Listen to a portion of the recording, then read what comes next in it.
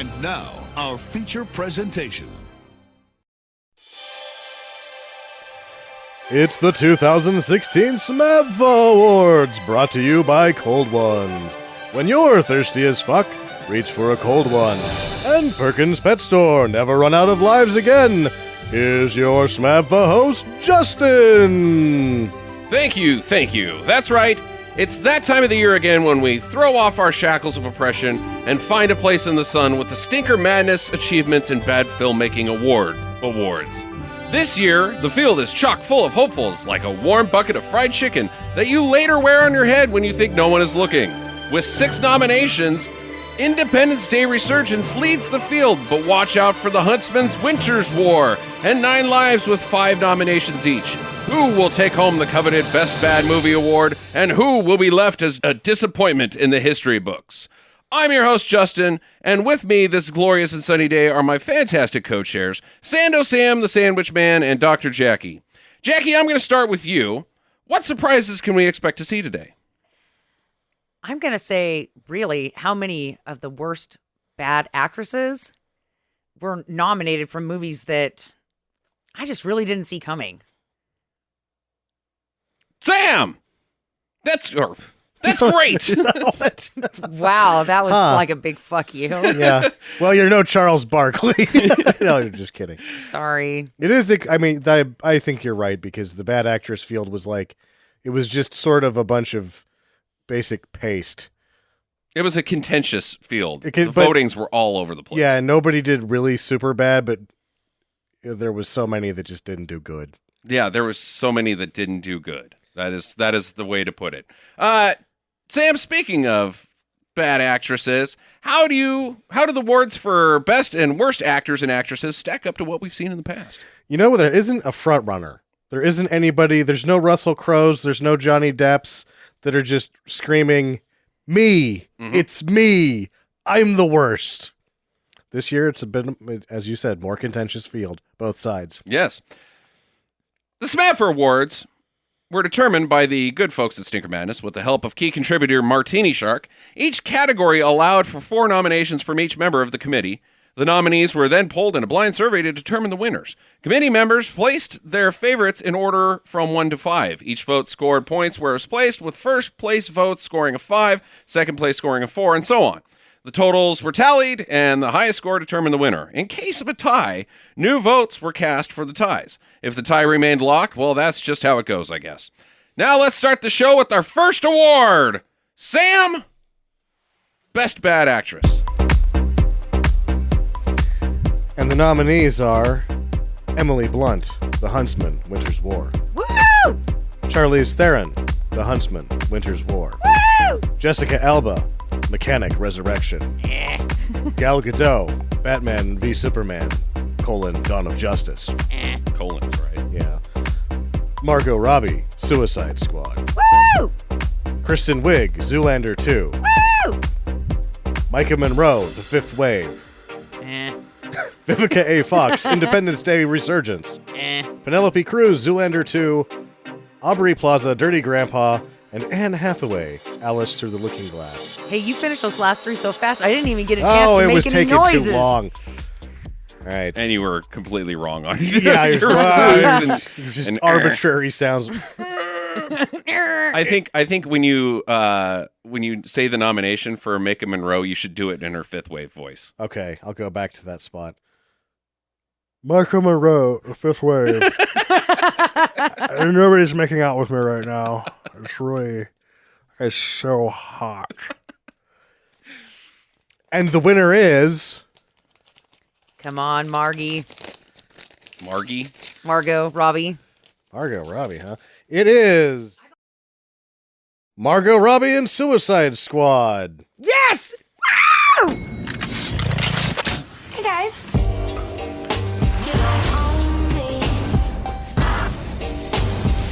You're going somewhere very bad. And? Complete the mission, you get time off your prison sentence. Fail the mission, you die. She seems nice. What a ride!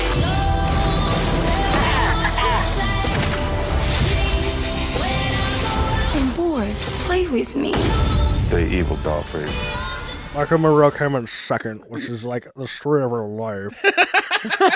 Doesn't get to make out with any of the hot boys. Tell us the rest of the field, Sam. 3 was Vivica A. Fox, 4 was Emily Blunt in The Huntsman, and 5 was Charlize Theron in The Huntsman. Nice. Which Nice. Charlize Theron stunk. Emily Blunt was just confused. She Yes. was just lost. She didn't know what movie she was in. It was great. I didn't put Margot Robbie in any nomination at all. I didn't either, so... I did not vote for her. Jackie and Brad both voted her number 1. Yeah, and we split somewhere else, I guess. So, Jackie, why Margot Robbie? I just think that she really nailed the character of Whose name I don't know. Harley Quinn. Jackie. Harley Quinn. Yeah. Shut up. You were asking me. I'm trying to answer, sir. I just thought she just encapsulated that character very well.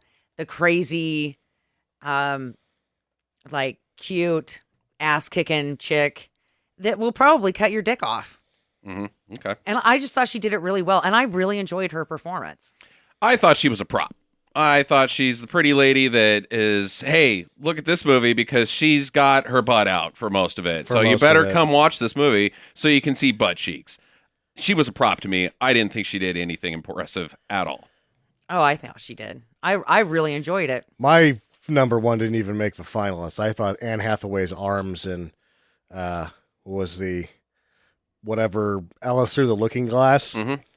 That was just irresponsible arm movement, and I voted that number. It didn't even get in the top 5 Because you enjoyed it, while the rest of us may have felt differently about Anne Hathaway. I didn't. Even when we were watching it, I thought, man, what is she doing? This is hilarious. I put Maika Monroe from The Fifth Wave as my number 1. Yeah, I thought she was a blast. She was because number 2 for me. We talked about her for a month afterwards, after seeing how stupid her performance 6 was. months since we watched that movie. Yeah. I was still making this voice. So that was my number 1. I also had Vivica A. Fox in there as my number 2 because I thought her role, it wasn't that she did anything spectacular, but her role was so fucking silly. Like, hey, it's Vivica. Oh, she's dead as shit. Dead as shit. I forgot that she was even in it until the first round of vote. I was like, oh yeah, she was in that shit. I forgot. I just shot her down the building. Wow, how about that? See, my number 2 was Emily Blunt for. I have no problem with that. She was really bad. Yeah. I enjoyed Emily Blunt in Huntsman Winter's War. Excuse me, over here. Over here, Emily Blunt. Wait, which way do I go? Who is this? Who's talking to me? Yeah, I thought she was funny. And Charlize Theron stunk as she typically does. And I thought her stinking was pretty enjoyable as well. Yeah. She was, yeah. She just made poopy face throughout the entire movie. And God, Charlize Theron. And then turned it to 11 in the last scene. We're like, oh, fuck. Come on. Really? Yeah. She was a blast. I liked everybody except for Margot Robbie, but the 2 number 1 votes for her will take it. Yeah. I'm glad. I like I said, she was my number 1 pick, and I'm glad she won. Jackie, please deliver us the worst bad actor. Now this, again, we should probably clarify these awards. Worst bad actor means somebody who gave a shitty performance that we did not enjoy. We disliked. Yeah, we hated these people. And the nominees are Jared Leto, Suicide Squad. I'm trying to do like the Oscars type thing, really class this up a little bit. Okay. Ty Sheridan, Xmen Apocalypse. Apocalypse. That's right. Apocalypse. Sure, Parkalypse. Bill Murray in Ghostbusters. Daniel Radcliffe, Now You See Me 2. Jeff Goldblum, Independence Day Resurgence. Johnny Depp, Alice Through the Looking Glass. And Jesse Eisenberg, Batman vs. Superman, Dawn of Justice. It's just a colon. It's just a colon. Oh, well, I can't read. It's a huge inflamed colon. Yeah, one's got some red around the ring. That one's got an itchy butthole. Yeah. And the winner is... I can't get the damn envelope open. Okay, hold on. They're hermetically sealed. Yeah, you should have provided us with like a tiny sword to get into these goddamn things. Jared Leto, Suicide Squad. What do we have here? I did everything you said. I helped you. You helped me by erasing my mind what unfaded memories I had. Oh. You left me in a black hole of rage and confusion. Without the medicine you practice, Dr. Quinzel. What are you gonna do? You gonna kill me, Mr. J? What? Oh, I'm not gonna kill you. I'm just gonna hurt you. Really, really bad. Yeah, no surprises Justice there. is served. Yes, indeed. And he was tied with Jesse Eisenberg for Batman versus Superman. Yeah, they're both turds. So, and when we did the tiebreaker, Jared Leto won. yeah, And I'm not that surprised because I voted him as number one. Yeah, I did all too. the way. I did too. The three of us did. I struggled with that decision, though. It was really tough between Jesse Eisenberg and Jared Leto. I struggled so much that when I found out it was a tie, I texted that if they tied again to just let it go because they are guilty of the same offense. They have taken a great character and shat all over it. Made them shitty. Just made the two main arch villains in comic books and just made them silly pieces of garbage. Silly pieces of garbage. If this was the first time you had ever seen either Lex Luthor or the Joker, like that, this is the one. They never would have gotten seen ever again because of how badly those two fucked up their roles. Exactly. Well, not to mention that Jared Leto having the Joker smile on his hand His and butt is shit. putting it over his face was like, Look at me. no, you were in a chemical accident that made your whole face fucked up. You're not a handsome dude with some fucking face paint on. Yeah, you're not goth Joker. Yeah. He was goth and a gangbanger at the same time. His Joker made no sense. None sense at all. It was just, it hurts my head thinking about it. I think that which is amazing because when you're tearing down a classic character, I really would have thought after seeing Batman versus Superman that, wow, Jesse Eisenberg has fucked up a classic character worse than anyone could have possibly done it. And then I watched Suicide Squad and I forgot Jesse Eisenberg completely because of how bad Jared Leto did. Yes. Yeah. Agreed. My biggest beef, and I've stated this to you guys before, is that the Joker is a psychopath. He has no feelings towards man or life or anything at all. He is an empty slate of emotion. Yeah. That's why he can do the things that he does. This is mania.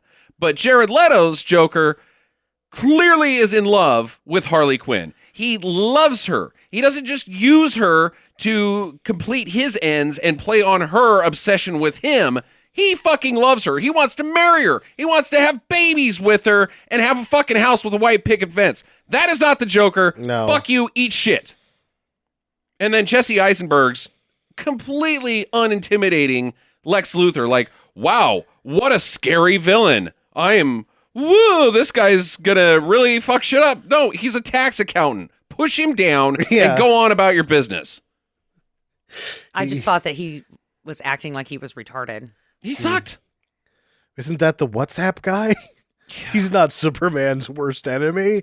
That and again with this, you're talking about the betrayal of the character in the storytelling with the Joker. In the extended version, it was more clear that Darkseid's pulling Lex Luthor's strings. Mm-hmm.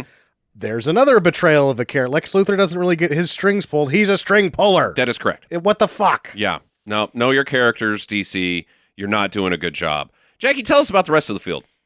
Well, number 3 was Johnny Depp and Alice Through the Looking Glass. A perennial recur in the SMABFAs. Johnny Depp's probably always going to get nominated at least once a year. And this was surprising to me is Daniel Radcliffe got number 4 for Now You See Me Too. Because that wasn't high enough, or in his role as non-wizard adult man? Well, I just thought that, Bill Murray would have scored higher than Daniel Radcliffe. I did not think that at all. Whenever Daniel Radcliffe shows up and he isn't a boy wizard, people don't buy it. Nope. I liked him in The Woman in Black. I thought, Boo. shut up. I love that. Like, because I went to it thinking that they had made. So someone texted me, "Let's go to Women in Black," and I'm thinking it's a sequel, a spinoff of Men in Black, and I was like, "Fuck it, I'll go see this." And then I'm watching the opening scene, and it's Daniel Radcliffe shaving. And I'm like, "Wait a second, I'm not in the movie I came to see," and I'm watching Daniel Radcliffe shave just because the movie is telling me that Daniel Radcliffe is an adult man. He's now an adult. Don't question him. Yeah, he is an adult. He's not a boy wizard. No. And he had a beard, and now you can see me too, because like he is not a boy wizard. And again, push him down. This is not an intimidating villain. No. Beat this child up. And then the last one, which I was surprised. I'm really surprised that the fifth person on this list actually got to 5, was Jeff Goldblum for Independence Day 4. Yeah. Or Independence Day 2, sorry. The 5th spot's a hard one. I thought the top 4 were very easy to choose, but the 5th one was hard. And I put Bloomy in there as number 5, just because of the final scene in Independence Day is the one that sticks with me, where he's got a bus full of children and fighting the big bitch, what I can't even remember what. Giant alien. And his bloominess is so bad. Yeah. Whereas his bloominess in the first one is great and fun and endearing, and you like that character and basically establish Jeff Goldblum as Jeff Goldblum. Sure. This one, it's cringeworthy when he blooms out. He laid there. He gave it the fish. Yeah. Everybody else, and it sucks because Jed Hirsch and Brent Spiner, who don't work a lot, they showed up and they fucking turned it to 11. Mm-hmm. And then they got Goldblum next to him giving us the fish. Yeah. Yeah. I didn't care for Jeff Goldblum's return to that franchise at all. But So. Once again, I would have voted in Bill Murray before I voted in. Now, why Jeff? Bill Murray? I thought he was a dead fish in Ghostbusters. Yeah, but he was also in the film for about 3 minutes. Yeah. Yeah, but that's what I thought, is that, he dead fished it, and I thought that his dead fish was just a little worse than Jeff Goldblum's dead fish. Spoiler alert. He basically becomes a dead fish in Ghostbusters. Yeah, there you go. It gets blasted out of a window. Yeah. That's true. Yeah, I thought he was all right. Yeah, Jared Leto and Jesse Eisenberg tying, not much of a surprise. They can suck my hemorrhoids. They can suck my hemorrhoid, yeah. Next up, I get to do one. Oh, exciting. It's the Mystery Science Theater 3000 Riffability Award for film that we think is the easiest and fun of to riff on while you're watching. And the nominees are 9 Lives, Ben-Hur, Mechanic Resurrection, Independence Day Resurgence, Batman vs. Superman, Dawn of Justice, with a big hairy colon right in the middle, Dirty Grandpa, The Fifth Wave, Gods of Egypt, and The Huntsman's Winter's War. And the winner is... Oh, look, his envelope doesn't have a problem. It's because he knows how they're hermetically sealed. Oh, okay. The winner is Gods of Egypt! Ages have passed since the gods walked among us. Before the fury swept over our land. Before the war that divided us for eternity.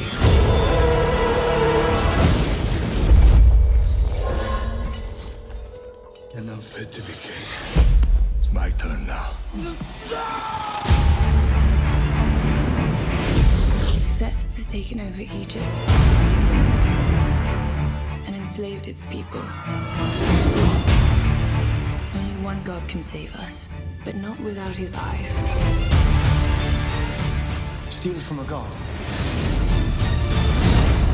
Only a madman would try such a thing. Where do you suppose we could find someone so mad? Oh, wow, I'm surprised. Really? Yeah.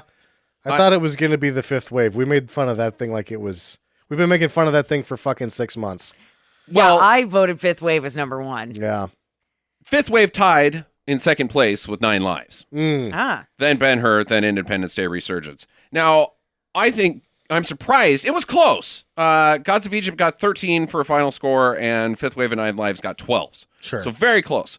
But I personally think, and so do the listeners, our Gods of Egypt episode is one of the funniest we've ever had. Yes. So it's also like number 5 and most downloaded. So I wasn't too surprised about Gods of Egypt. We tore that thing apart. It is super silly. It is super ridiculous. And there's so much action that happens in it that's completely dumb and retarded that you have no choice but to make fun of it. It sets itself up continually for being laughed at. It does. It has a lot of ridiculous characters and creatures as well. That there's really, it's a giggle fest. It is. And it's enjoyable to watch, whereas the Fifth Wave isn't that much fun to watch. No, it wasn't that much fun to watch, but boy, could you lampoon the shit out of it. Yes, you could. Well, yeah, they're training kids to go out and kill other kids. And the special effects, like the stupid, the identifiers of the evil kids yes, are like a skull video game or something. Oh, man, it was bad. And sexy half-hybrid human alien having sex in the back of a car with a 13-year-old girl. Oh, that's always and good. Nobody thought that was going to be a problem in the film. Good. I mean, it's probably still statutory in Iowa, but now we're under intergalactic law, Justin. True, that's true. What's the give me the rules on that one. I You don't break know. that down. I think she was supposed to be like 16. Yeah, or 17. she's underage though, and he's smarmy, beardy, hybrid alien. Oh, he's so dreamy, and then not to mention Mika Monroe again. Being jealous of that. I should get statutory raped.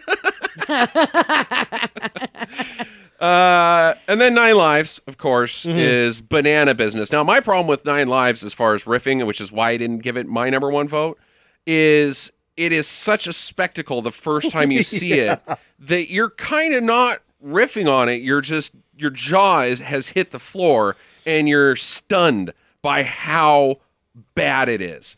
So it takes at least 2 viewings to be able to riff on 9 Lives. Yeah, it's unintentionally gathering too many of its own laughs for you to make fun of it that first time through. Right. Your brain has just kind of gets turned into mush the first time you watch it. But Gods of Egypt, I thought was an absolute blast. I was laughing at it when we were at the theater.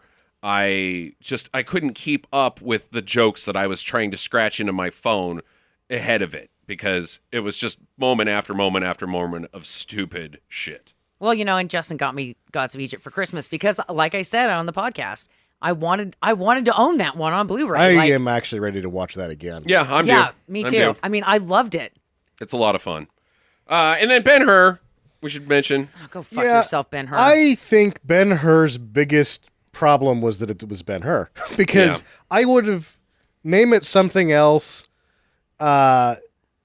pretend it's not Ben-Hur or whatever, there wasn't another Ben-Hur, I could have really made fun of it. I was too angry and kept comparing it to the second film version of Ben-Hur with Charlton Heston more than I was actually riffing it. Yeah. And that's its problem, is that it's just an infant standing in size 12 shoes. Yeah, Ben-Hur got a vote for 2nd, 3rd, and 5th. I didn't put it there. No, I put it in for 5th. The end is just so infuriating to me that you have to be able to rewatch a good riffer. And I never want to touch Ben-Hur again because I was infuriated by it. Well, they didn't. It's Ben-Hur, A Tale of the Christ, but then they forgot about it for most of the way. They're like, oh yeah, the Jesus. Yeah. We're just gonna put the Jesus in here at the end. Wait, you've made this whole fucking movie about one chariot race. You've ended that movie, and now you're like, BTW, the Jesus. The Jesus. But the beginning had a lot of stupidity moments that you could riff on as well. But by the time I got to the end, I was mad. Yeah, I actually think that the first 45 minutes were intolerably slow as well. Yeah. So that's difficult. Jackie, any thoughts from you on the picks? Ben-Hur, it deserves to be there because it was such a pile of shit. Right. Like I said, not surprised with Gods of Egypt. I loved that movie. 9 Lives, Yeah. though. I mean, I don't know if you like the 9 Lives too much. I mean, the cat giving the pull the chute, kid. No, I did not like the 9 Lives. I thought that movie was such a pile of shit. And I don't think it's riffable. I think you just go, what the fuck? So I'm really surprised that it was that high up. Yeah, be prepared. I think 9 Lives is going to someday be an episode of Riff Tracks or Mystery Science something Theater. like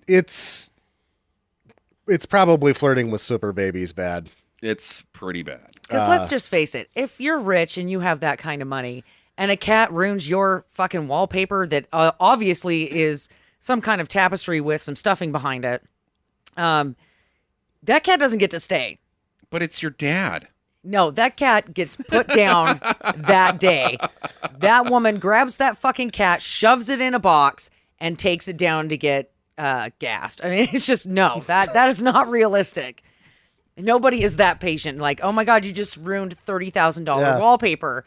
Go fuck yourself, weird fucking ugly ass cat. But it's my wallpaper. I can do what I want because I'm a fucking cat. I'm Kevin Spacey. Kevin Spacey, the cat. But I will say, though, that my most enjoyable was when the cat was drinking out of the liquor cabinet. I thought that was pretty awesome.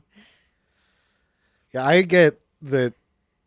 I think even the second time you watch 9 Lives, you're still going to be so astounded by how stupid it is that you won't be able to make fun of it. It might be a three-tripper. It might be a 3-tripper. Yeah. If you're going to really, if you wanted to sit down and really write jokes about that movie, it might be 3 trips through before the overwhelming, what the fuck were you thinking about, wears off. Yes. Yeah. All right, Jackie, you're up next with a big one. Worst bad movie. The film that we enjoyed the least. Or if you're me, you just voted for the ones you hated. Yeah, you hate.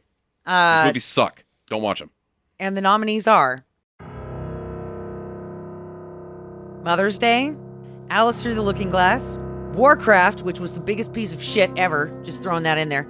Now You See Me Too, Batman vs. Superman, Suicide Squad, Xmen Apocalypse, Ghostbusters, and Allegiant. Mm-hmm. And the winner is...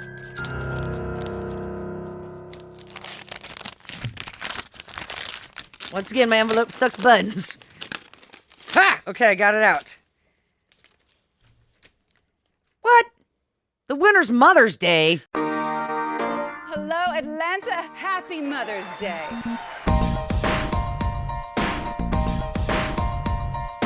Hey, you know no junk food for breakfast. Dad lets us. He also lets you go to school without any underwear. It's called free balling, Mom.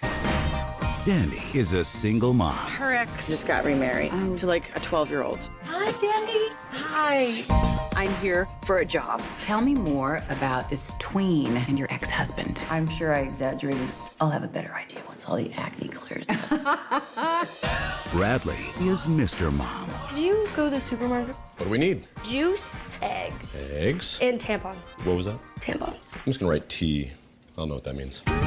Need a price check on organic? No, that's not necessary. Daughter? Yeah, 2. Same boat, 2 sons. It's nice meeting you. Sandy with 2 sons. Jessie never sees her mom. It's just all this Mother's Day stuff, and I start thinking about how I haven't talked to Mom. Hi. Oh, I have to say, Jess, You haven't aged that much. Thank you. I will run to the river. Man, door's open. You guys are supposed to be in Texas. Yeah, we've been driving 20 hours straight. Where's the little lady's room? I gotta drain the lizard. Thank you for sharing down the hall. I can't take him anywhere. Yeah. Kristen never met her mom. I was adopted.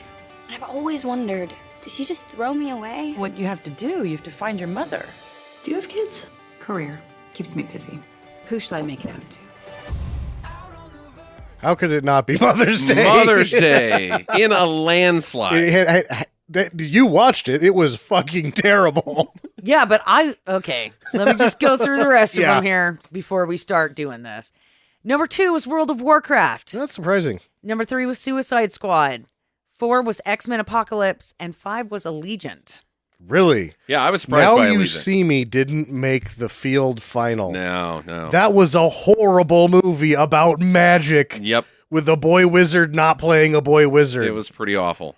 It was pretty awful. But Mother's Day. Yeah, that's the statement there. Mother's Day is awful. What was Mother's Day final score? 18. Yeah, that's a big score. Yeah. Considering a perfect score is 20. 20? Yowza. Mother's Day sucks. It is awful. It is a terrible, horrible experience. It's offensive. I know that there's no excuse for it. There is no excuse for it. These mothers should be banned from America. Kick them out. We don't want them. This is not a tribute to mothers. When you watch this movie and you're like, God, moms suck. You have fucked up your Mother's Day movie. Yes, you Big have. time. I'm going with World of Warcraft should have been number 1. Really? What was Warcraft's final score? That was a 13, Yeah. so it was down. Pretty high. It's a high score. Yeah. But I just, fuck you, World of Warcraft, stupid ass. It's just called drooling Warcraft, just so you know. But Warcraft movie. What's your big problem with Warcraft? Well, 1, the story was dragging its butt on the carpet. 2, the king looked ridiculous because his uniform was way too big for him. Dominic Cooper maybe should have been considered for worst bad actor. Yeah. He didn't work. No, he didn't. But everybody else sucked equally as bad in the movie's the problem. Yeah. They made a real level playing field with the acting that screwed all of their actors out of these awards. Yeah. Yeah.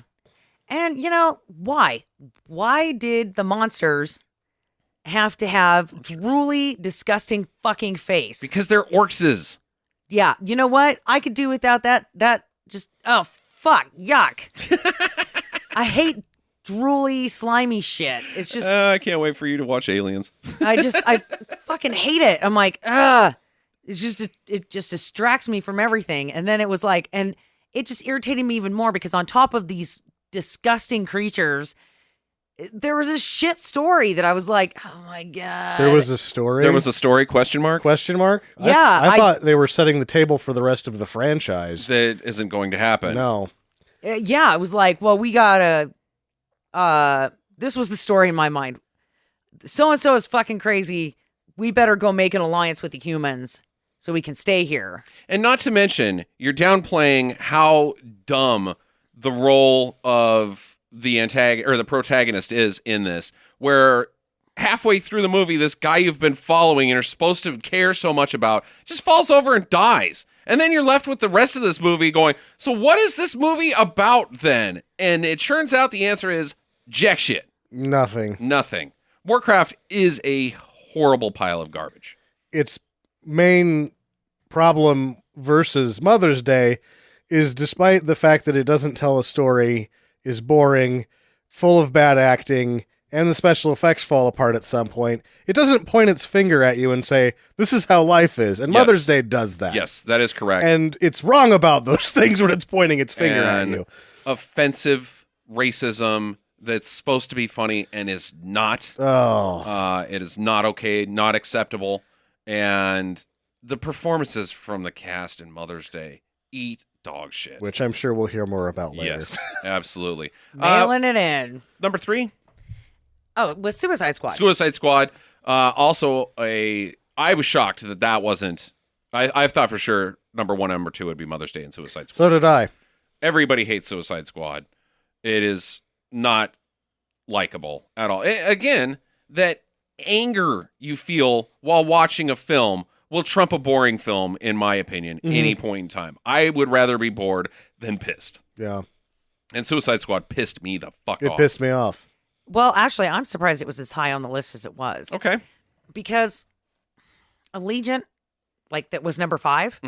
I honestly did not enjoy that movie at all. Didn't enjoy it at all. It was boring. And at least with Suicide Squad, it had some special effects that I could take away from and be like, okay, that was okay. Huh. Name one. Harley Quinn looked great. That's not a special effect. Well, I mean, there's special effects on my boner. And there wasn't, actually, to be really honest. I just didn't think that it was sexy at all. No, I find crazy bitches to not be sexy. Steer clear. And I thought the fighting was better in Suicide Squad. Ugh, I prefer the fighting in Warcraft, to tell you the truth. I actually thought some of the choreography, considering they're fighting nothing, that first forest ambush thing, I thought that went well in that movie. Yeah. There was very few things that went well in Warcraft, and I thought that scene went well. I thought the fighting was awful Will Smith, action guy, needs to not be a thing. I can't enjoy any time he's action guy. I fucking hate him. So, no. Fighting sucks. And that there was the guy that turned into the giant devil doll. Not to mention the female, the spooky ghost lady, the Enchantress? the Enchantress. Her special effects were quite dumb. And they're the goddamn, if I have to see the dark gray smoke as a special effect one more fucking time. Yeah, that's a cop-out. Good God, is That's that in every goddamn special thing. effect cop-out. It's like particles.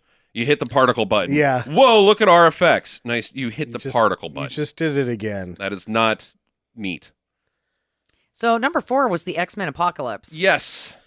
And I'm going to be real honest. I kind of shut this one out of my mind. I don't remember a lot about it. I just remember being very disappointed.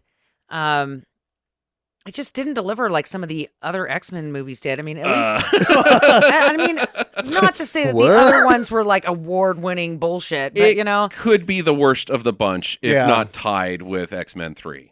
I mean, the fighting was dumb. The actors just didn't have it going on. The special effects are garbage. The guy, the kid, I'm going to say the kid who played Scott. That's the one with the laser eyes, right? Yep. Cyclops. Yeah. That little fucker, yuck. No. He was not a Scott. He's nominated for worst actor. Yeah. We'll see what happens with Ty Sheridan later. Yeah. I mean, he's not a Scott.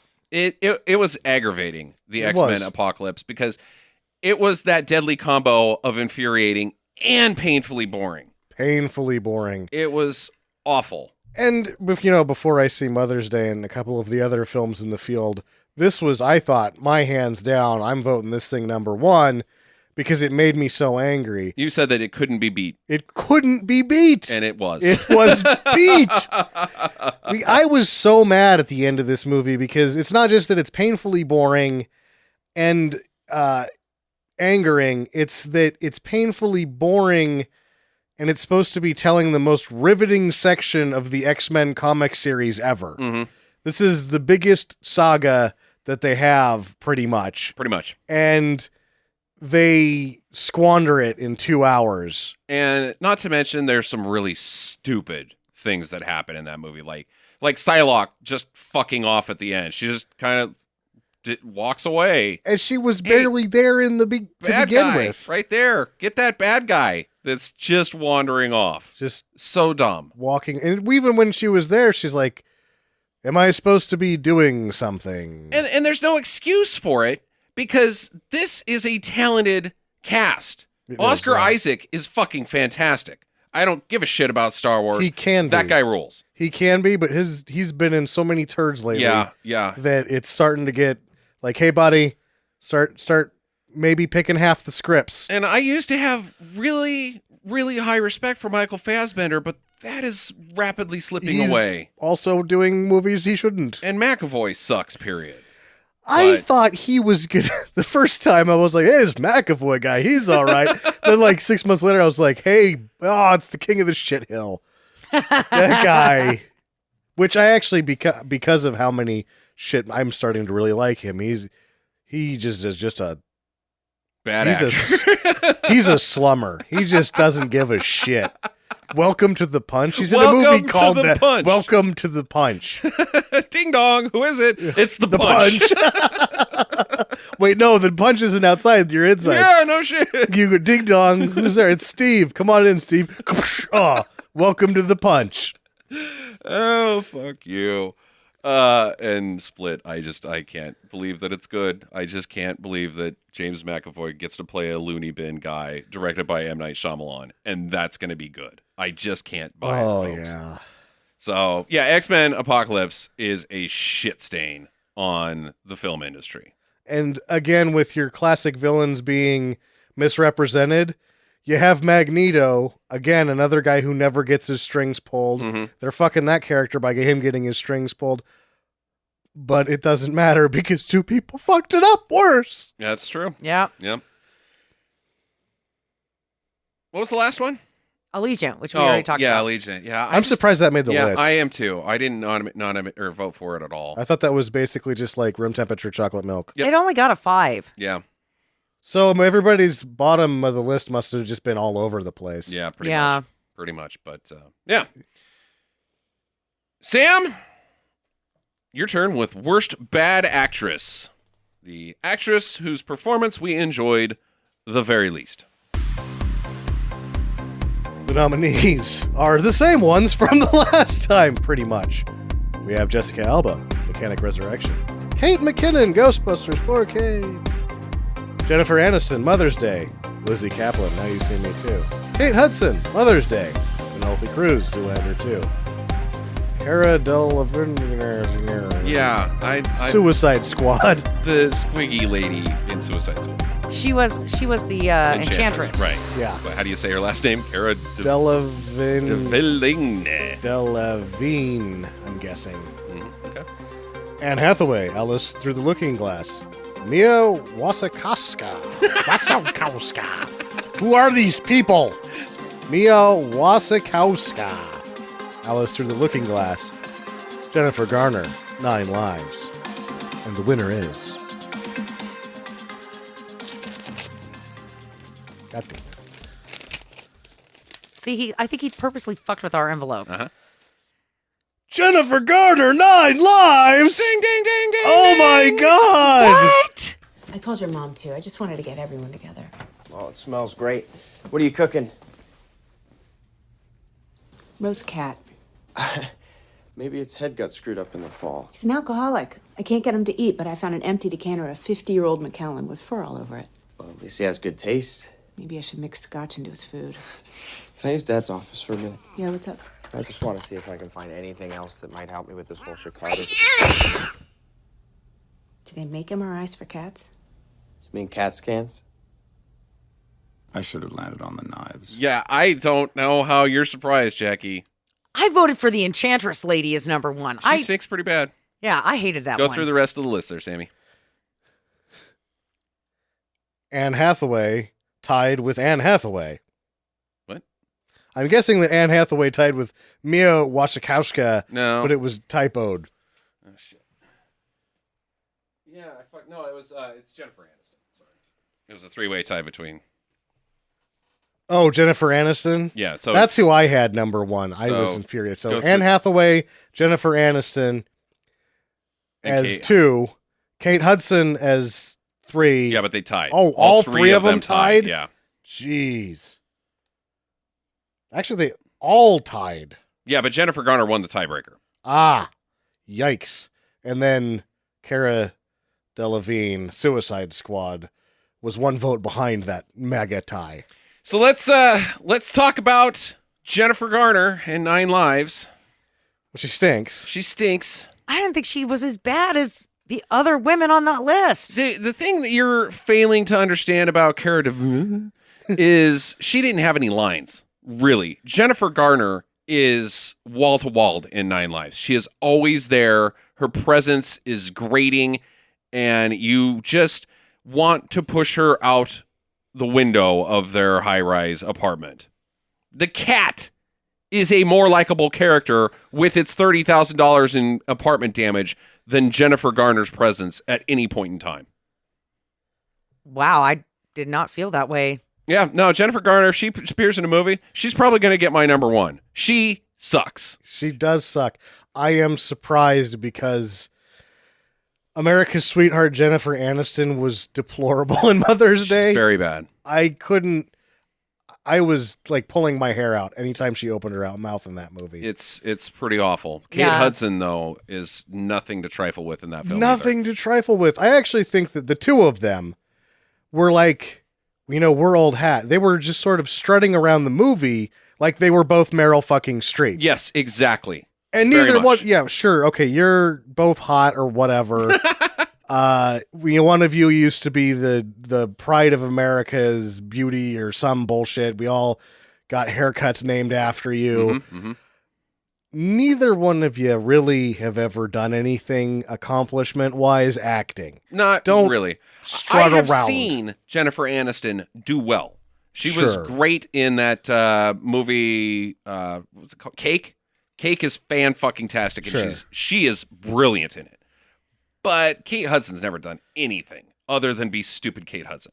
See, and the way that you feel about Jennifer Garner is the way that I feel about Kate Hudson and Jennifer Aniston. Yeah. Yeah. In that movie, it was just like, oh my God, I'd rather listen to the racist mother than hear anything else from either of you. You almost take Kate Hudson's parents over Kate Hudson. Oh, I did. They're awful, awful women that just need to be slapped in the mouth. I'm sorry. I will punch them. Yes, I am a man. I will punch those 2 women. Square in the jaw. Fuck them. Anne Hathaway, though, I know you thoroughly enjoyed Anne Hathaway. The rest of us completely felt differently about her stupid Glenda knockoff. Her arms just having withdrawals from heroin side effect arms. It sucks. It is not enjoyable. Her stupid, I am floating around at all times, even if I'm just standing still. The first 3 times I was like, man, you stink. And then it was like, she's still doing it. And she's lazied it. Doing it. She had to do something that was really dumb, and then she just kind of half-assed it. It stinks. I thought it was hilarious. Jackie, defend your choice about Cara Delevingne. How could you guys not have voted for her? She Again, tried to lines. do the Aaliyah Queen of the Damned thing at the end. Mm-hmm. Oh, and yeah. she sucked a dick at it. She sucked a dick at it. And, just that, I'm so helpless and I need help. But then when I turn into the Enchantress, I'm a belly dancer? Yeah, she didn't have the strength to pull off what the Enchantress should have been, which is a badass motherfucking bitch that's going to rip your balls off to get what she wants. Instead, and she's just squiggy. Yeah, instead she just kind of like, you're going to do what I say, right? Don't you talk back to me and go, oh, no, you didn't. Hips. She does exactly what Anne Hathaway does with her arms, but with her butt. Mm-hmm. Yeah. And then she kind of keeps her arms out like a pterodactyl. Yeah. Well, I'm evil. No, you're not. You're fucking silly. Yeah. I walk in there and I'm any member of the Suicide Squad. I'm going to laugh at this bad guy. Yeah, I'm going to throw a rock at you. You are and not laugh. it. You are not frightening in the least. This is hilarious. Yeah, I just, yeah, that's my defense is that no, she just didn't have what it took to pull off that character. Yeah. I just, again, going back to the winner, I just find Jennifer Garner completely annoying. And yes, she is straddled in an awful role in 9 Lives, but I just can't like her. I just can't like her ever. I never have. I never will. I'm sorry, Mr. Affleck, but your wife is. They're not together. Oh. They've been on the fringe for over a year. Sorry, Mr. Affleck, your insurance is A-okay with me.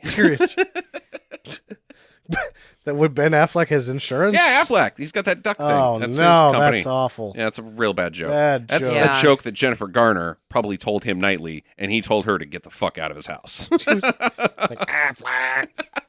It's your last name now, too. It's Make not. me a sandwich. But how, strong a feel do you have that Jessica Alba can't make it in? Because she stinks. Oh, she was atrocious in Mechanic Resurrection. Didn't even get close. I wanted her to trip on the beach, fall in the water, and then drown in like 2 inches worth of water. Yeah, she was real bad in Mechanic Resurrection. Her character was fucking dumb as shit as well.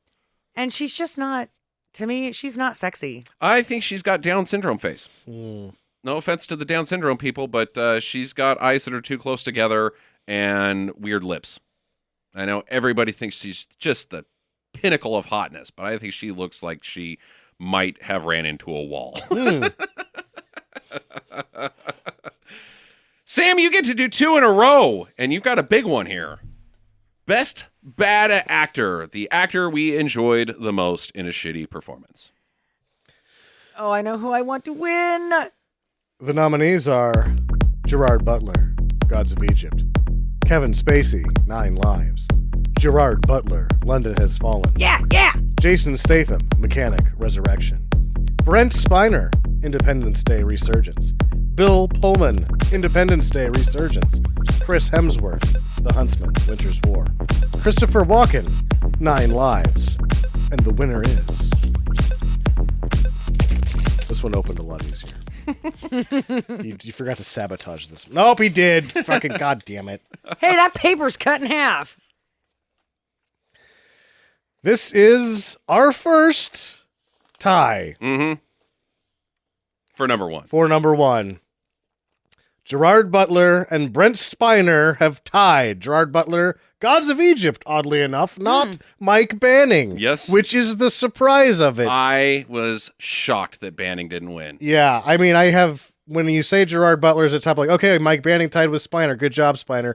What? Gods of Egypt? Gods of Egypt, Gerard Butler takes number one.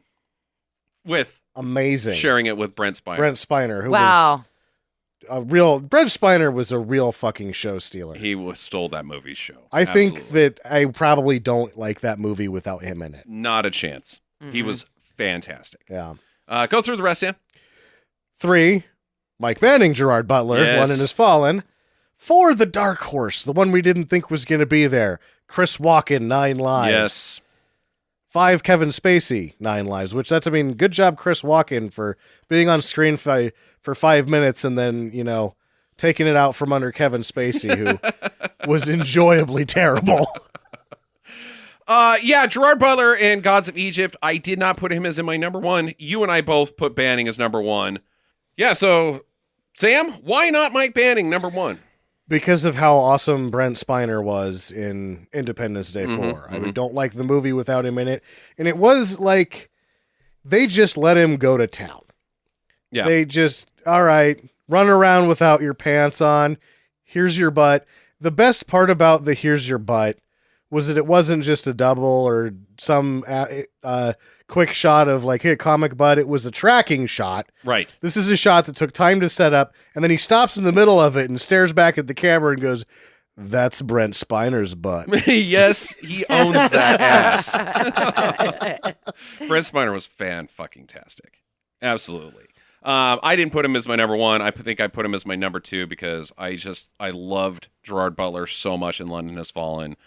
He's a maniac. He is completely unhireable as a individual because he probably belongs in prison, but as the guy that must stop an entire army, there's nobody in the world better at stopping an entire army solo as Mike Banning. No, that man is a killing machine. He is a machine built for killing. And he's insane. And Gerard Butler doesn't pretend that the character's not ridiculous. He runs with how stupid the character is.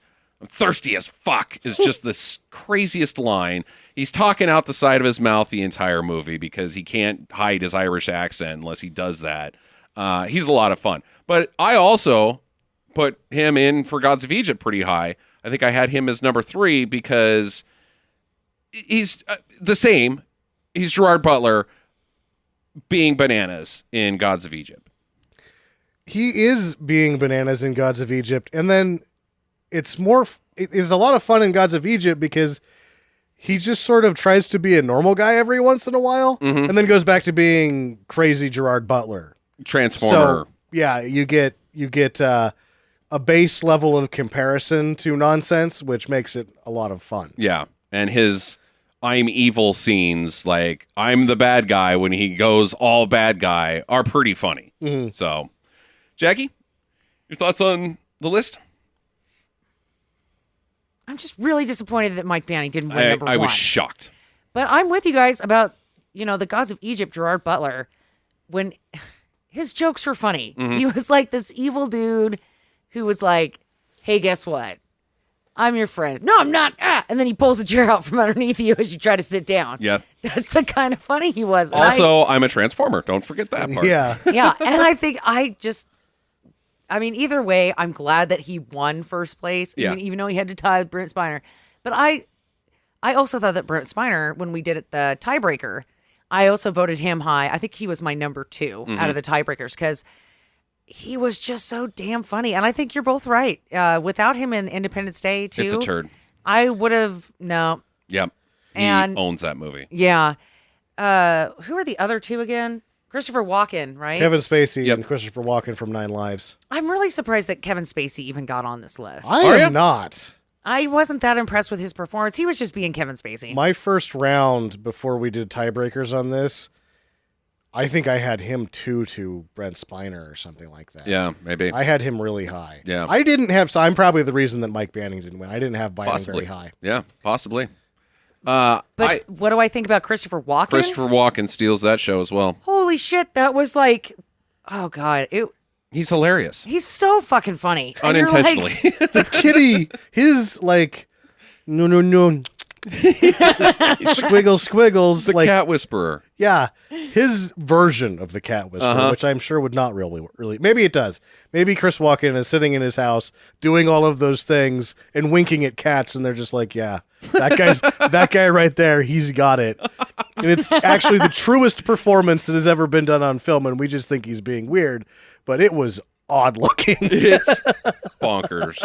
It's unintentionally hilarious the entire time Chris Walken's on screen in that film. And you might have the same thing with Brent Spiner. Take Chris Walken out of that movie, you still got this awful, terrible fucking movie. It's terrible. That's a piece of just one of the worst movies ever made.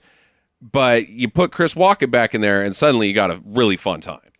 And without Chris Walken being in that movie, it would have been completely forgettable. Yeah, maybe. Well, it's still real bad. It's real bad without him. But it's sort of it becomes almost charming because of him. Yeah, he's fantastic, and I also enjoyed Kevin Spacey in 9 Lives. His cat is really dumb. The whole pooping thing that he has to go through. I'm not going to poop in the kitty litter box. And his character's journey into, well, I guess I have to be a fucking cat. That's just how things go. And his inner monologue is just, that's Academy Award Kevin Spacey. Academy Award? Academy Award. One of the biggest douches on the planet, so I've heard. And he's a cat. Mm-hmm. And not to mention, this role is Kevin Spacey's comeback role. Yeah.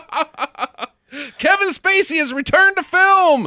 He's back and he's going to really go places. No, he's a fucking cat. Probably not, Kevin Spacey. I think you're through. So I think with both Brent Spiner and Chris Walken, like being in the movie and sort of elevating the whole film with their performances, they both, like, the movie knew exactly when it needed them as well. Mm-hmm. Because, and 9 Lives was honestly on a short leash. Because Walken shows up pretty early in the film. Correct. Because you weren't going to keep watching it unless something like that happened. Yeah. He's the sort of moment like, okay, I'm not turning this off now because of you right there. And it was the same. Independence Day was allowed to throw out a little bit more rope, but it was losing me. And then all of a sudden I was like, whoa, they brought back Brent Spiner. They should have a spinoff. Independence Day, Brent Spiner. Just that's it. Just follow that guy around. By the end of the movie, with how much he's involved with it, the screen time in the second half, and that he's sort of got the final word of the film as well. Correct. If they end up making the next 2, I would expect him to have a fairly expanded role. Please do. Please do. Love Brent Spiner. Always have. Yes. He's great. I've actually heard him on a couple podcasts. He's an incredibly intelligent, charming, funny individual. He should be America's sweetheart. Yeah. Brent Spiner's awesome. All right. We come to the final one. It's the big one. Best bad movie. This is the one we loved the most. This is the one that says, stop what you're doing. If you haven't seen this movie, go out right now and watch it because it's fucking awesome. What are you doing, cheating over there? Oh, yeah, I am cheating. The nominees are, for Best Bad Movie, The Huntsman, Winter's War, London Has Fallen, Gods of Egypt, Mechanic Resurrection, 9 Lives, Zoolander 2, The Boy, and Independence Day Resurgence. And the winner is... It's going to be The Boy, Sam. It probably isn't going to be The Boy. The winner is London Has Fallen! Yes! There's no surprise there. No surprise there. Hell of a presidential race, sir. Every day the same damn joke. What the hell they make you out of? Bourbon and poor choices.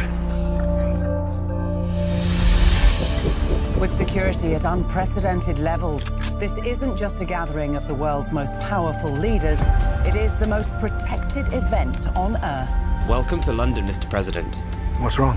Nothing. Bugs the hell out of me. Get down!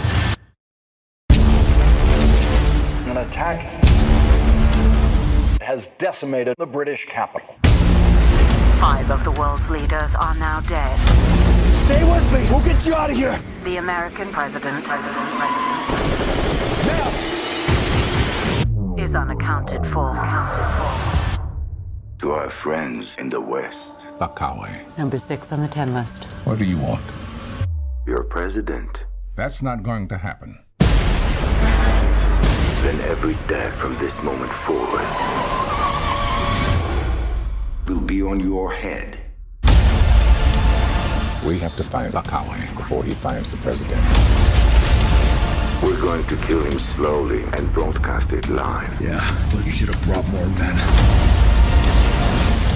I will not be executed as propaganda. You don't let them take me. If it comes to it, I want you to kill me. That's an order. With a score of 18. Woo! Kicked the shit out of basically everything. Number 2 was Gods of Egypt with the score 13. 9 Lives came in third with 12. Mostly because of Jackie. Independence Day Resurgence and Zoolander 2 last place. Really? Yeah. Yeah. Zoolander 2 is a lot of fun, Jackie. Zoolander 2 was funny. I laughed my butt off at it. Yeah, it's almost bad to call it a bad because it was just I mean, it's not a good movie, but yeah, it's really stupid. But it was funny. I loved Kristen Wiig. Yeah, I thought she was hilarious. Yeah. Yep. I loved everybody in Zoolander 2. But yeah, London Has Fallen, swept, kicked the shit out of everything else. 3 number 1 votes and 1 third place vote. Yeah. So very high score. Absolutely loved it. It's probably how I feel about London Has Fallen is as soon as we walked out of the theater, I knew we couldn't put a podcast about it because it is hard to lampoon because you have no choice but to fucking love it. You're just, I love every single bit of that movie and I can't make fun of it. And I knew that at some point I would own that movie on Blu-ray and it will stay in my, no matter what media comes out next, I will always own a copy of London Has Fallen. It is fan-fucking-tastic. That's how I feel about it, too. It was just, I laughed. It's just that, it's one of those movies that it's really easy to get into the characters and relate to them quickly. Within the first 5 minutes, you're introduced to how insane Mike Banning is because they take the Secret Service guys around him are like, we've tried to run him over before. We have tried to hit him with a car and we can't. Because he's banning. A, we need to run one of our men over because he's fucking insane. And B, we can't because he's fucking banning. Within 5 minutes, that's how you establish Mike Banning. And they also have the sort of, there's like that red herring plot line about him retiring to raise a family. And like, you can't do that, you're Mike Banning. You'll shoot your own children in the face. You are going to not be a good dad. You need an outlet for shooting people in the face. Otherwise, you won't be able to raise a family. Correct. And he stabs a man while choking him to death. Yes. On the phone with his brother. And the president goes, was that really necessary? No. That's fucking insane. That is so awesome. Yeah, he's a psychopath. He is a psychopath. And if London Has Fallen isn't everything you want in an action film, I don't know what you want in an action film. Exactly. Because it is the model for how you shoot an action film. It never stops, never lets off the gas pedal. There is a very high body count. It is. The odd thing about it is that it had to sort of up the ante from the last one. Right. Which it does. And I think one of the things that it does versus the last one is that it got kind of a free hall pass. The last one was a confinement piece.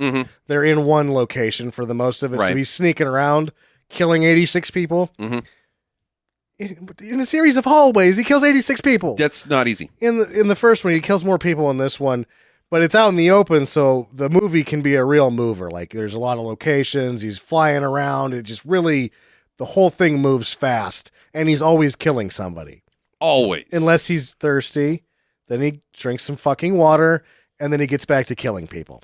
And I personally feel like some of the action sequences aren't shitty and laughable. I applaud them. I think the helicopter sequence is fan-fucking-tastic. I'm on the edge of my seat during that.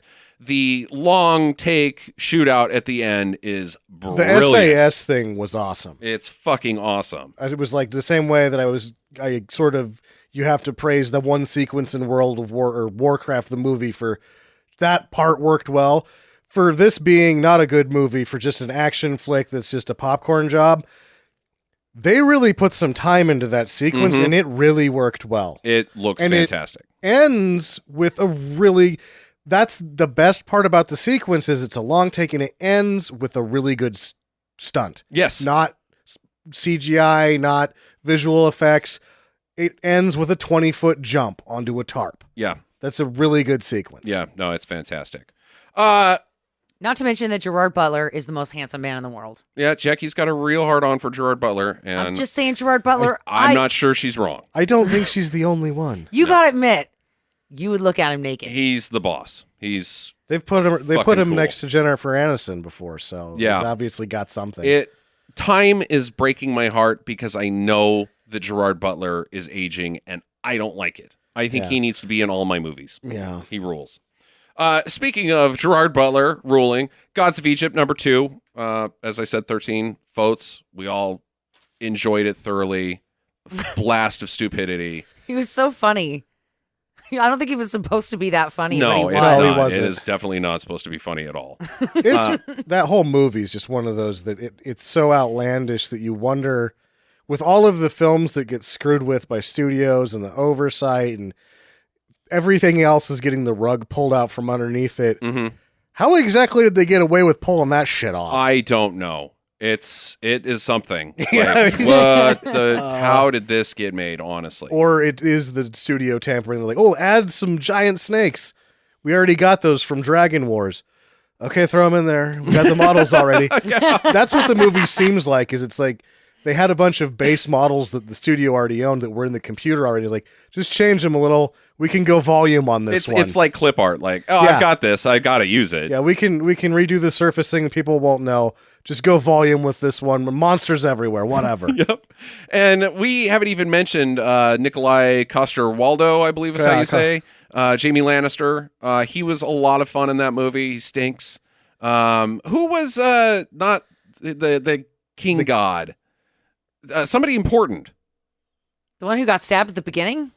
No, on the flying ship around the Earth that's fighting the black monster. Jeffrey Rush. Jeffrey Rush, yeah. He was fucking hilarious. Jeffrey Rush was hilarious. Unintentionally. The black stupid monster is hilarious. Unintentionally, the world eater or whatever it is. So dumb. That whole thing. Again, it's like, oh, we got this. Just use it. Just do this. The cramming in of the booby lady. Oh, these young teenagers. That one over there is falling out of her dress intentionally. That's right. Jiggle, jiggle. Yikes. Old jiggle, jiggle. It's hilarious. Gods of Egypt is a great time. 9 Lives, third, with the 12. It got 3 second place votes, and 1 person didn't vote for it at all. That would be me. Yeah. It's shockingly bad. It is bad. Can we think of a movie? When was the last time a film was made that has this much star power and is this bad? Chomps. Maybe not. Those are B-listers. Yeah, those are B-listers. These are 3 A-listers in this film. Well, Kevin Spacey's a little bit on the outs, and Jennifer Garner's only there because she was married to Ben Affleck. But Chris Walken. Chris Walken's a definite bona fide A-lister. And there's some good B-listers in there. You got Mrs. Kelly Ripa, Mr. Kelly Ripa. Yeah. Mark Consuelos, that's his name. Gotcha. Okay. It's mind-blowingly bad. It is incredible. It's odd that you have the sort of cutesy family movie that just goes completely wrong. Mm-hmm. And I'm trying to remember the last one, and I just am having a hard time doing it. Chomps is a good comparison because but Chomps fucking blows. Chomps is unviewable. 9 Lives is incredible. What about Dr. Dolittle? At the time, Eddie Murphy was those are better. I bet you those films are better than 9 Lives. Yeah, I bet they are too. I bet you there's actual 1 or 2 jokes that land in that, whereas 9 Lives fails on every level. It is so bad and amazing. Like, it is now a hallmark in bad film. It's as bad, in my opinion. Well, maybe not. It's nearly as bad as The Room. It is that level of ineptitude on all fronts, except for Tommy Wiseau is a much worse director. I can't think of a family comedy that's as bad. It's shocking. You know, I do want to mention, though, before we move on from the 9 Lives, that the woman who plays the ex-wife, Cheryl Hines? Yeah, she fucking nails it. Yeah. Yeah, Cheryl Hines is funny. Yeah. Yeah, I she's a good like time. her, and most things that she's in that I've seen her in, it's usually in one of these bit part type things, and I think she's funny. Well, she's Larry David's wife in Curb Your Curb Your Enthusiasm, Enthusiasm. For the duration. Yeah. Yeah, she's pretty funny. She's her character is a mundo bitch, and she pulls it off really well, and her character ends up being one of the more enjoyable characters throughout the movie, because she's just like, fuck Kevin Spacey the whole time. Fuck him. That guy sucks. He's an asshole. I got my money. I'm out. I'm glad he's a fucking cat, even though I don't know that. I liked when he shit in her purse. Yep. It's so bad. It is just, oh my God, 9 Lives is just so bad. Maybe I should reconsider how much I say I don't like 9 Lives, because I just totally laughed. I think you were blown away. I think it broke something inside of you. This is a movie. This can happen. Somebody can do this. I mean, I don't think I would be willing to say that a big production movie hasn't been this bad since probably the 50s. And I'm talking like Invasion of the Giant Ants and EGA and fucking Planet 9 from Outer Space bad. Like, it's amazingly bad. Mm-hmm. You'd gotta go back to these movies that are always made fun of, like Air Bud and Baby Geniuses. It's probably not as bad. I haven't seen the second Baby Geniuses. It's worse than the first Baby Geniuses, which I have seen. Okay. I haven't seen Super Babies. Okay. Well, but now Super Babies had no equal. Now it might. It might. It might. Yeah. 9 Lives. Whew, boy. Needs to be in the bottom 100 IMDb, if we're honest, but I fucking loved it. It was hilarious. It's hilarious. Independence Day Resurgence, not a lot of votes, 8. Got a 3rd place, was its highest. Brent Spiner kicks it onto the list, basically. Yeah, that's how I felt about it, too. Still an enjoyable, fun movie to watch. It was a bit of a disappointment, but still a lot of fun. Thrown under the bus considerably. And then the one that I thought was completely thrown under the bus is Zoolander 2. I thought it was genuinely funny. It was genuinely funny. The jokes land. They're stupid jokes. Don't get me wrong. You put those jokes on paper and pass it over to your buddy and he's going to go, this is a stupid joke. This is a dumb joke. But Ben Stiller and Owen Wilson doing their shtick, those guys are truly funny because they take those bad jokes and make them. I was crying at some of them. I think that the premise of Zoolander, even back from the first one, is dumb jokes about dumb people. Yeah. And that's it. It's supposed to be so stupid that it becomes funny again, and it does that. Mission accomplished. I like when he gets stabbed in the face. Yeah. Yep. It's like, turn on the look, and he turns around and I just hits him in the face. What was the hashtag oops when he rolls the car? It's hilarious. Hashtag oops. I've got Jack Reacher and Jack Ryan Shadow Recruit. Tonight's going to be a total jack off. Ooh. That's hilarious. It is. It's so stupid. I couldn't tell that joke and get away with it. Ben I would Stiller have been can booed tell out of the the joke, building. yeah. I loved that movie. I thought it was fantastic. I thought it was better than the first one. It was. It actually makes me want to revisit the first one to see because it's been 15 years since I saw the first one, since it came out or whatever. And I thought the first one had some. I thought the Billy Zane joke in the first one was the funniest joke in the movie, right. But it makes me want to go back and be like, did I miss some shit that was actually funny on this? Yeah, a little too maybe tongue in cheek for people to catch. I liked the first one a lot. Yeah. I think that this just completely got thrown under the bus by the critics. They weren't ready for it. It was a film that no one asked for. Sure, I understand that, but I think that maybe the jadedness that everybody's had in comedy for so long, this is this black slate of shitty, bad comedies, that the critics just go into a comedy instantly thinking this is going to be fucking stupid. And I don't enjoy it. I'm done. I'm going to give it a bad review before I've even stepped foot into that theater based off of the past. This is a stupid, dumb movie, and it is exactly what it's supposed to be. By design. By design. And I think it nails it. Yeah. We shouldn't even be talking about it. We shouldn't be talking about it. It's just the rest of the field being what it was. Mm-hmm. It was an odd year where you have the worst bad and the best bad. I mean, it was like we were struggling to get a full field of movies, but there was this cream on the top that was fairly either spectacular or just deplorably terrible. Very thick cream, yeah. Yeah. No, And I think the biggest surprise for me with all of these has been how many votes and how many times 9 Lives character or actors and how many times that movie showed up on lists. I was not expecting that. I didn't vote for it for anything. I'm telling you, it is a hallmark. It is now a cornerstone in bad film. Yeah. Everybody on Earth that is a follower of particularly this podcast, all the message boards and the Reddits, anytime somebody's talking about bad movies and they haven't seen 9 Lives, it's going to be, you don't know what you're talking about, because it's one of the pillars of it now. It's whatever this hobby is that we have. Yeah, or it's also probably an orange diamond on the road of filmmaking as well. Mm-hmm. Like if you're a producer and you make these sort of lower budget family pictures, and you can get away with almost everything, right. And the director's like, oh, we can get away with anything, and you just go and you point over at 9 Lives and you go, no, you can't. You can't. You're absolutely right. There is a line that has been drawn with family entertainment, and it is 9 Lives. They screwed up the unscrew-upable. That is a very, very astute point. Yeah. I mean, we've seen that time and time again where filmmakers just shit out something because they think the audience is stupid. We can do that because kids, usually it's about kids. Yeah. Kids are stupid. Kids are stupid. We can make something stupid and kids are going to like it. We'll get away with it. You can't do that. Yeah. Kids are not stupid, and neither is your fucking movie theater audience.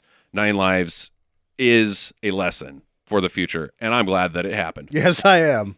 So, but yeah, I thought it was a very strong year as a whole. I enjoyed a lot of the movies that we saw, and in truth, it was a better year all around for filmmaking, because we had to, normally what we take our pool from is movies that score less than a 30 on Metacritic, with a couple outliers here and there, something really, really stupid like London Has Fallen, or The Boy Crept In.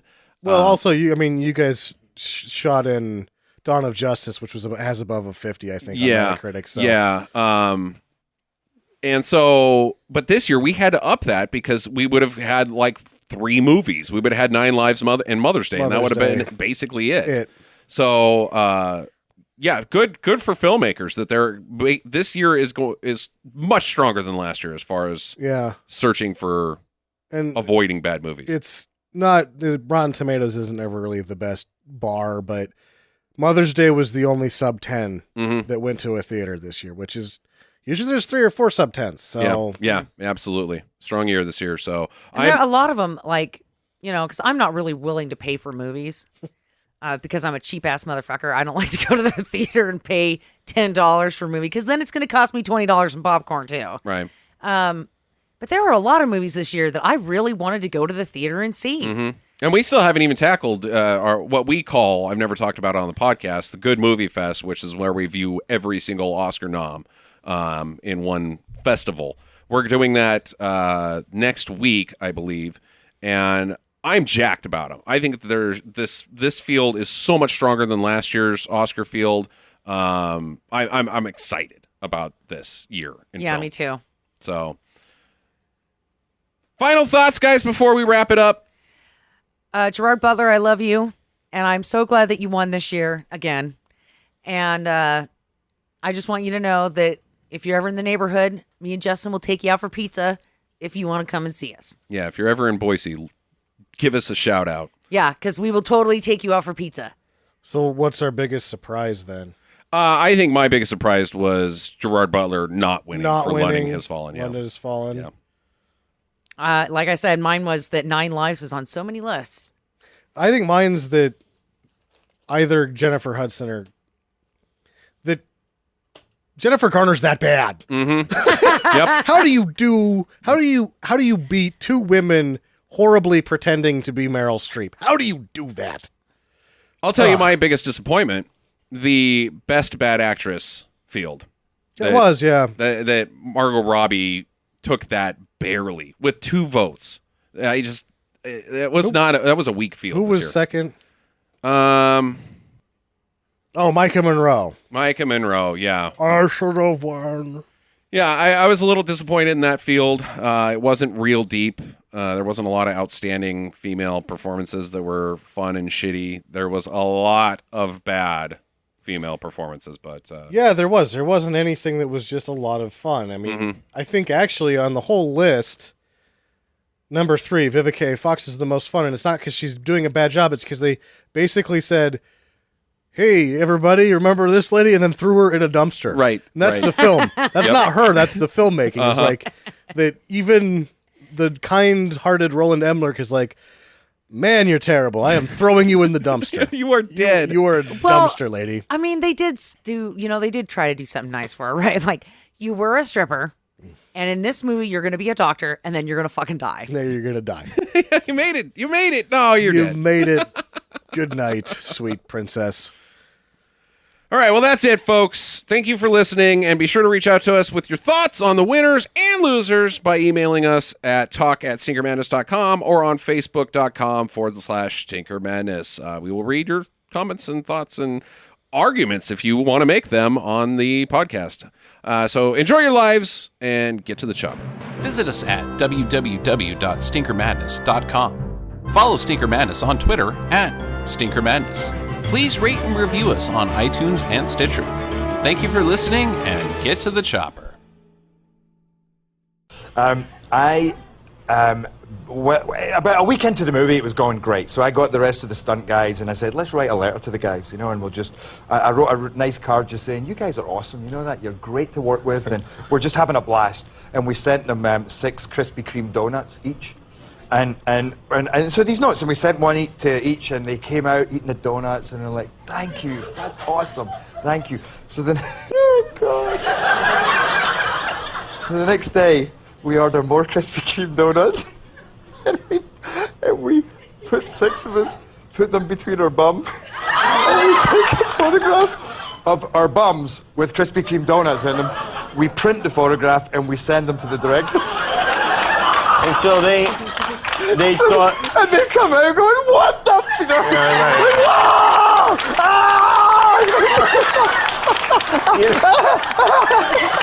I'm not sure that you're telling the truth. I mean, did you really do it the second day, or you just said, oh my God, they're going to be pissed, we better tell them we didn't really do this? No, by the way, I wish, but you should try sticking one of these donuts. By the way, that's not... They kind of melt and they fall apart. That is not... Yeah, because they're very light. But that is not how the donut trick is supposed to go. There's a reason there's a hole in the donut. And you got it. I don't know how they do it in Scotland, but here we make use of the hole. I tried that, but it kept falling off. Yeah. I was feeling very inferior.